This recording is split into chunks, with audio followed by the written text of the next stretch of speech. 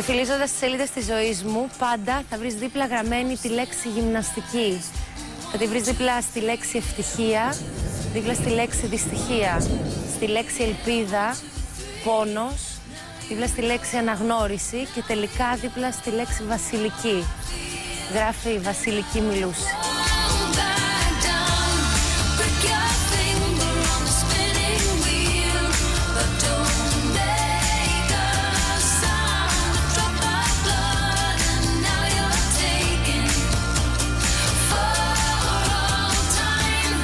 Δεν ισχύει αυτό που έχουμε ακούσει σίγουρα για το δικό σου άθλημα, αλλά και για πάρα πολλά άλλα αθλήματα, ότι στα 18, στα 19, στα 20 ο πρωταθλητής καίγεται, σταματάει, ό,τι κάνεις μέχρι τα 20, μετά δεν έχεις μέλλον.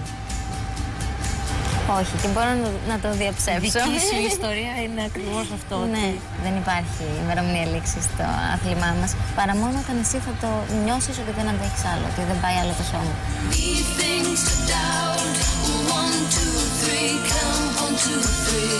3 χρόνια σταμάτησες και γιατί επανήλθες? Μέσα μου μέτρωγε ότι νομίζω ότι έχω να προσφέρω κι άλλα, ότι μπορώ να κάνω κι άλλο. Ήταν καταρχήν μόνο αυτό ήξερα μέχρι εκείνη τη στιγμή. Η ζωή μου ήταν γυμναστική.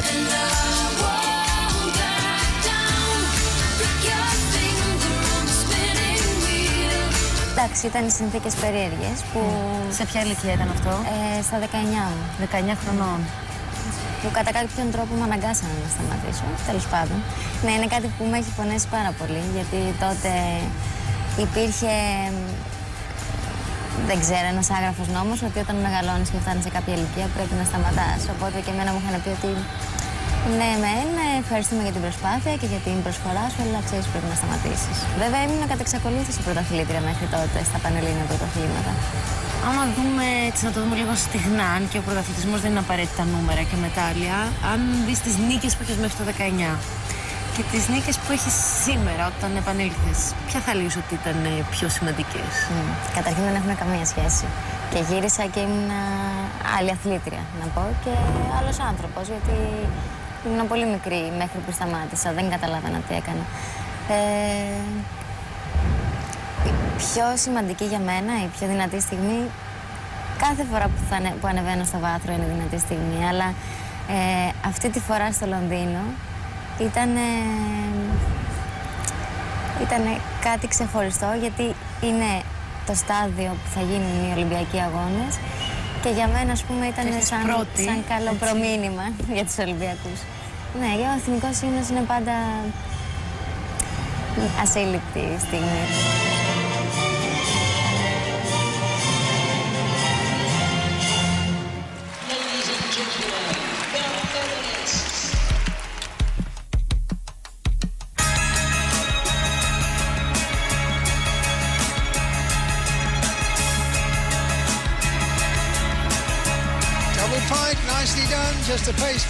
Πώς νιώθεις να αντιμετωπίζεις χώρες όπως η Ρωσία, η Κίνα, η Αμερική και να είσαι από μια χώρα η οποία είναι πάρα πολύ μικρή, δεν είναι υπερδύναμη στο χώρο που είσαι εσύ όπως είναι αυτές οι...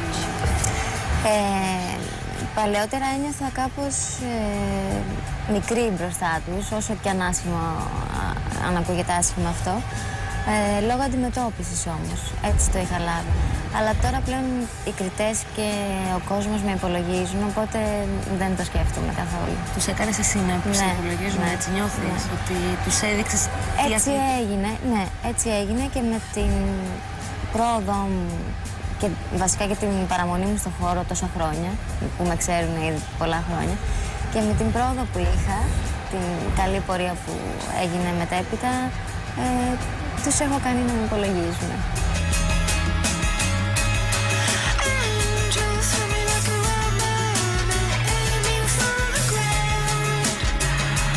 Θέλω να μου πεις λίγο για την μπλούζα που φοράς, ότι έχει το χαμόγελο του παιδιού πάνω. Τι είναι αυτό ακριβώς? Έκανα μια κίνηση γιατί ήθελα να κάνω μια προσφορά, ας πούμε, κάπως να προσφέρω. Το χαμόγελο του παιδιού είναι κάτι που με συγκινεί και με ενδιαφέρει πάντα. Δεν είχα άλλο τρόπο να το κάνω, δηλαδή χρήματα, όπως ξέρεις, δεν έχω πολλά ώστε να μπορέσω να τους δώσω. Και σκέφτηκα να κάνω κάτι τέτοιο με την δική μου προσφορά, να μπορέσω να δώσω κι εγώ στα παιδιά κάτι. Και πώς δίνεις, τι είναι αυτό που κάνεις? Με την μπλούζα που βγάλαμε, όλα τα έσοδα, το μεγαλύτερο μέρος από τα έσοδα, γιατί είναι και ΦΠΑ και διάφορα τέτοια, θα πάει στο χαμόγελο του παιδιού.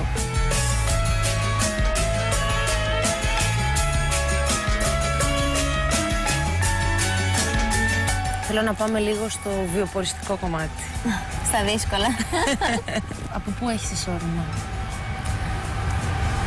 Το μόνο μου εισόδημα πλέον, όχι πλέον, πάντα, τώρα, είναι η Ομοσπονδία. Μου δίνει κάποια λεφτά τα οδηπορικά που λένε και με αυτά είναι μηνιαίο εισόδημα, το παίρνεις κάθε μήνα αυτό το ποσό, τουλάχιστον αυτό το μικρό ποσό, όποιο και να είναι, το παίρνεις κάθε μήνα?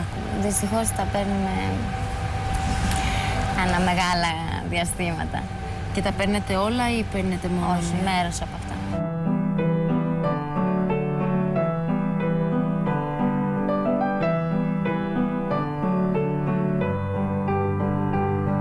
Θέλω να μιλήσουμε λίγο για τις συνθήκες εδώ πέρα που είμαστε σήμερα, όπου βλέπουμε και τα άλλα κοριτσάκια που προπονούνται, που είναι και αυτά οι μικρότερες αθλήτριες της εθνικής μας ομάδας.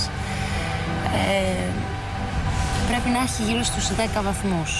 Έχει πάρα πολύ κρύο σήμερα, ειδικά. Παρακαλάμε να μην έχει κρύο έξω, γιατί μέσα δεν ζεσταίνει. Επιτρέπεται να έχει 10 βαθμούς Κελσίου και να κάνετε προπόνηση σε τόσο κρύο? Όχι, δεν επιτρέπεται. Κανονικά είναι απαγορευτικό.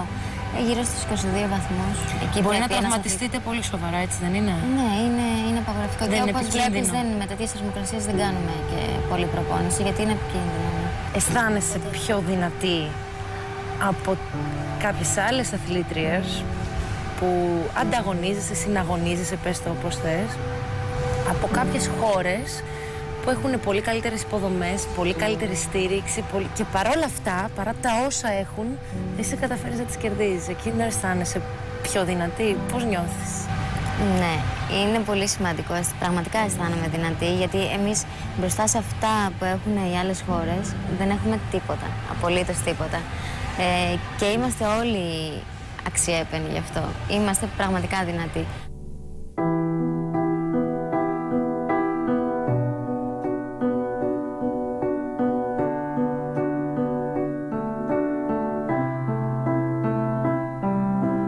Γράφεις στην προσωπική σου σελίδα ένα πάρα πολύ ωραίο και συγκινητικό κείμενο.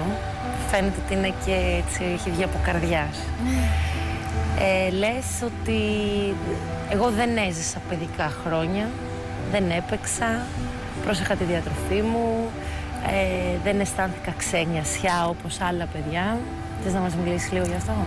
Νομίζω είναι η ζωή του πρωταθλητή. Όποιος κάνει πρωταθλητισμό περνάει αυτά τα πράγματα. Δηλαδή από μικρός έχει μπει σε ένα σύστημα που πραγματικά δεν έχω παίξει. Δεν ήξερα τι σημαίνει παιχνίδι έξω με τους φίλους. Δεν ήξερα τι σημαίνει να γυρίσω από το σχολείο και να πάω να κοιμηθώ, να ξεκουραστώ όπως τα άλλα παιδιά. Γιατί εγώ έπρεπε να φύγω από το σχολείο, να πάω να φάω κάτι πολύ γρήγορα και να φύγω για την προπόνηση. Και διάβαζα μέσα στα διαλύματα για να μπορέσω να έχω χρόνο. Γιατί όταν γυρνάω το βράδυ από την προπόνηση, δεν έχεις κουράγιο να διαβάσεις. Τον θέλεις και το έκανες? Υπήρχαν φορές που ένιωθες ότι δεν άντεχες, αλλά είχες έτσι και λίγο την υποστήριξη την παραπάνω από τους γονείς και να σου λένε μήπως να συνεχίσεις, μήπως να πας? Μικρός όταν είσαι και πιέζεσαι, δεν νομίζω να θέλει κανένα παιδάκι να πιεστεί και να κάνει. Τότε πιεζόμουν και ευχαριστώ τους προπονητές μου και τους γονείς μου που με στήριξαν, με τράβηξαν και δεν μ' άφησαν έτσι ούτε να σταματήσω ούτε να φύγω από το στόχο μου. Τώρα θα σου πω ότι δεν θα το άλλαζα με τίποτα.